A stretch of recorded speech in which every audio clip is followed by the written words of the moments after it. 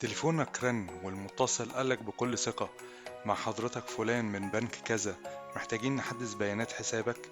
السؤال هنا، هتصدق ولا هتقفل المكالمة؟ أنا محمد ودي دقيقة بنكية، في دقيقة واحدة هتعرف حقك. المحتال هيحاول يقلقك ويقولك إن في مشكلة في حسابك، أو في عملية مشبوهة، أو إن بطاقتك هتتقفل، أو هنحدث بياناتك. وبعدين هيطلب منك بيانات زي الرقم السري، رمز التحقق أو ال OTP، الرقم الموجود خلف البطاقة CVV، أو حتى بيانات البطاقة بالكامل. افتكر القاعدة دي كويس: أي شخص يطلب منك رقم ال OTP أو الرقم السري أو ال CVV فهو مش موظف بنك، لأن البنوك الحقيقية ما بتطلبش البيانات دي عن طريق التليفون أو عن طريق الرسائل. الخلاصة ببساطة: لو وصلك الاتصال ده، أول حاجة اقفل المكالمة فورا. تاني حاجة اتصل بخدمة العملاء بتاعة البنك من الرقم الرسمي فورا. تالت حاجة ما تشاركش بياناتك البنكية مع أي حد.